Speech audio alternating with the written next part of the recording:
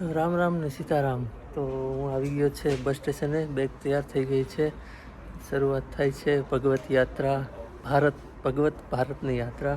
તો ચાલો bus station છે. બસ પકડીને હિથ્રો એરપોર્ટે, હિથ્રોથી મુંબઈ, મુંબઈથી રાજકોટ, રાજકોટથી સીધા આગળ ચાલો. તો બે ગયો છું બસમાં, અહીંયાથી જાઉં છું એરપોર્ટે. ગયો છું બસ સ્ટેશન છે, અહીંયા 2 અને 3 ટર્મિનલ છે.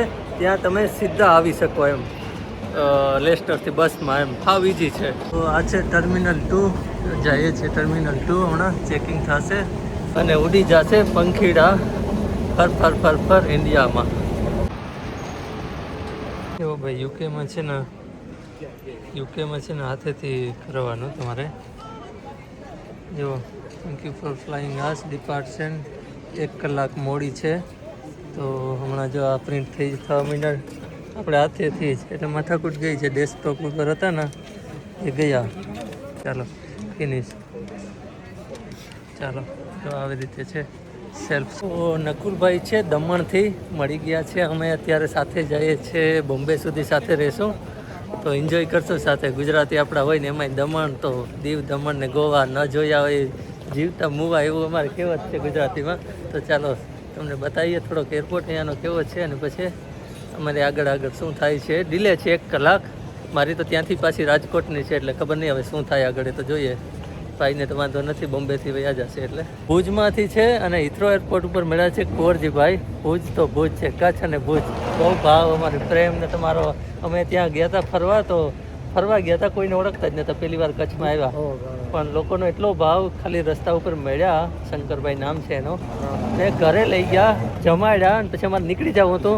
ઘરે ગયા પછી હવે કે જવાય, પછી રાત રોકાણા. આખું ફેમિલી હો મારું, આખું ઘર ખાલી કરી દીધું, એના બેડરૂમ બધા. એટલે કચ્છ ભુજના પામ ને કુંવરજીભાઈ મેળા વિડીયો પર જોવે છે. તો બોમ્બે આવવું છે ને, બોમ્બે સુધી સાથે આપણે છે, બોમ્બે સુધી ચાલો સાથે. આવી રીતે બધા મળતા હોય ગુજરાતીને તો મજા છે. તમારે શું કેવું? મજા છે. કેટલા ટાઈમથી અહીં ઇંગ્લેન્ડમાં છો? 7 મહિના છે. 7 મહિના. ઓકે. તો અમે બેઠા છીએ કોફી પીવા. કોફી લીધી એરપોર્ટમાં નકુલભાઈએ, અને આ કોફી છે નકુલભાઈ તરફથી.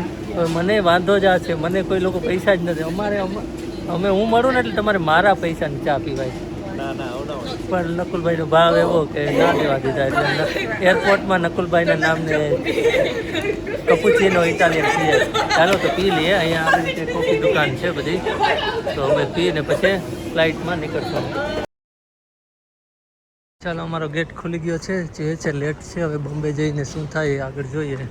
હિથ્રો એરપોર્ટમાં ઓલી ન હોય ગાડી કે જેને પ્રોબ્લેમ હોય, ડોહા માણો હોય, એને મૂકવા આવે. તો મેં એને હમણાં પૂછ્યું, મારી સાથે એક ભાઈ છે ને, એને પગમાં પ્રોબ્લેમ છે. તો મેં કીધું આને મૂકી આવો ને. તો એ કે VIP સર્વિસ ઓનલી, કે એવું તો હોય નહીં, પણ હવે બધી જગ્યાએ મન માની અહીંયા પણ આવું જોવા મળ્યું મને. એ તો પૂછ્યું તો ખબર પડ્યા, નહીં તો ખબર ન પડત. આવું હોય નહીં VIP માટે. અહીંયા કોણ ભાઈ એરપોર્ટમાં VIP? ખબર નહીં. તમને કોઈને ખ્યાલ હોય તો કહેજો. હિથ્રો એરપોર્ટમાં આવું બન્યું છે.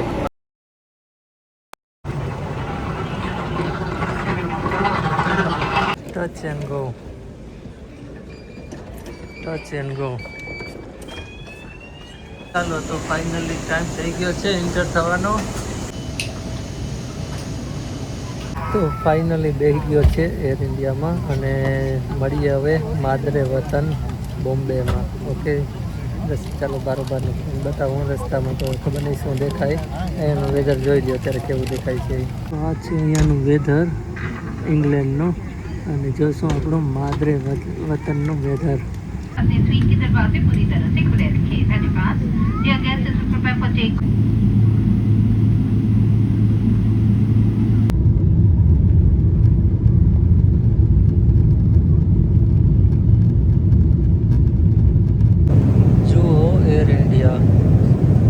રિમોટ નથી નીકળતું, એટલે હું મિસ્ટેક તો કંઈક ને કંઈક હોય જ. આ લોકો રિપેર નથી કરતા, નીકળતું જ નથી. અહીંયા સ્વાપ દબાવીએ બધા નીકળે છે, પણ આ નથી નીકળતું.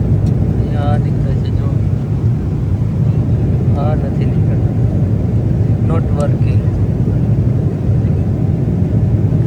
ગમે ત્યારે કંઈક હોય તો ખરી જ. નીકળતું કરતું જ નથી, હાલતું નથી.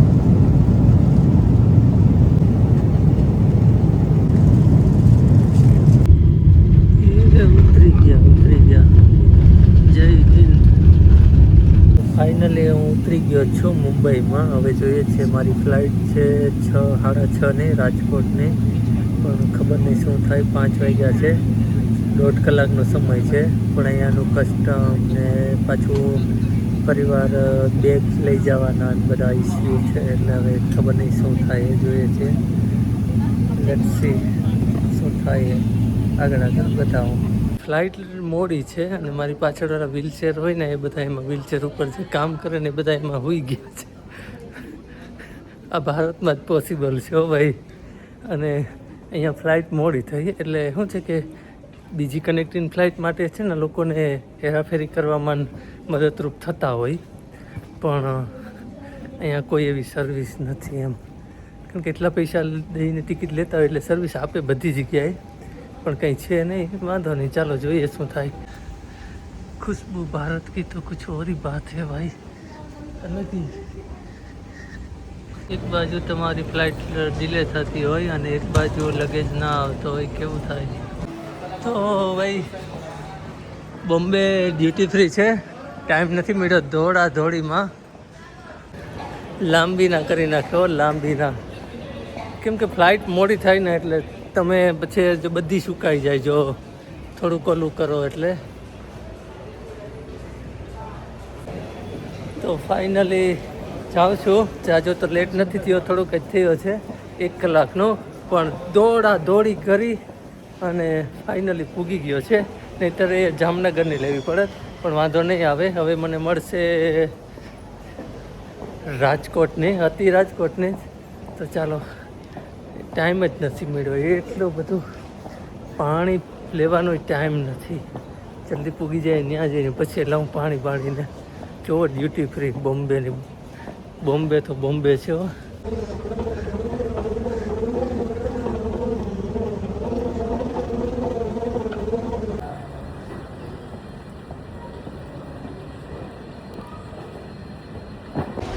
બધા બેસી ગયા છે રાજકોટવાળા, હું એક જ રહ્યો છે. લેટ એટલે હજી તો છે, પાછળ આવે છે બરાબર. બેસી ગયો છે રાજકોટની ફ્લાઇટમાં.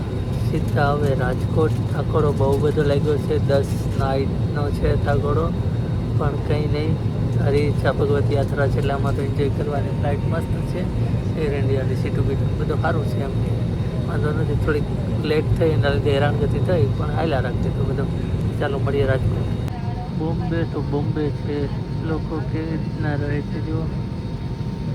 Rajkot international airport. રાજકોટમાં આવીએ ને એટલે રંગીલા રાજકોટની સુગંધ આવે છે. માતૃભૂમિની તો ભાઈ વાત, દુનિયા આખી ફરીએ પણ જે આ જે સ્મેલ આવે છે ને, જે એ ક્યાંય આવે જ નહીં. કારણ કે એ આપણી એક ઓળખ છે, આપણી એક ભૂમિની ઓલી છે, ટેસ્ટ. મજા આવે એટલે. ચાલો તો સાથે હતા ઓસમાણ મીર અને એનો દીકરો બંને. મુંબઈથી રાજકોટ સુધી હતા પ્લેનમાં, તો સેલ્ફી લીધી, વાતો કરીને મજા આવી. તો હું પૂગી આવ્યો છે રાજકોટ એરપોર્ટ. સામાન આ બાજુ બેગો આવી ગઈ છે. હવે બેઠો છે, ગાડી આવે છે એટલે નિરાતે. અહીંયા મસ્ત વાતાવરણ પણ મસ્ત છે. અને આખી મારી જે જર્ની રહી લંડનથી રાજકોટ સુધીના, એમાં જો મોટી ઉંમરના હોય તો એ લોકોને ઇસ્યુ આવે થોડો, કારણ કે દોડ ને 1 કલાકનું જ માં પૂગવાનું હોય અને 1 કલાક લેટ થઈ જાય તો પછી બહુ એમ કે. તો કોઈ પણ લ્યો ના. તો આની પહેલાં ઘણા લોકો આવ્યા, અઠવાડિયા પહેલાં એને લોકોને સુકાઈ ગઈ હતી. તો લગભગ આ લોકો સુકાઈ જ જાય એમ.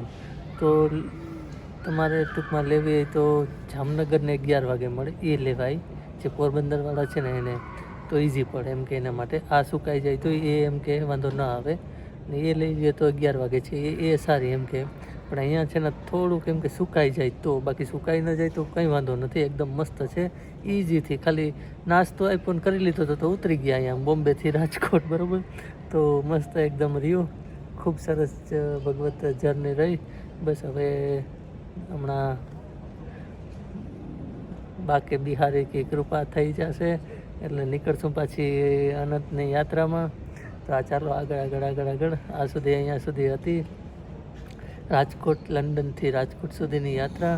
હવે આગળ પછી બીજી યાત્રા એક ચાલુ થાય છે, એ પાછું નવેસરથી વરે એ તમને બતાવશો, બરાબર. તો રાજકોટ છે રંગીલો, ને એમાંય ભારત તો ભારત જ છે. અહીંયાનું વાતાવરણ મને ગમે છે, કે વાતાવરણ, અહીંયાના લોકો, બધું એમ. અહીંયા તો ભાઈ ભારતમાં તો એવું, ભારતમાં જન્માય ને ભારતમાં ના ગમે એવું તો બને જ નહીં, બરાબર. તો ચાલો, તો આ બ્લોગને હવે અહીંયા જ પૂરો કરું છું. નવો બ્લોગ પાછો ચાલુ થશે, નવી જર્ની ચાલુ થશે, એના નવા બ્લોગમાં પાછા મળશું.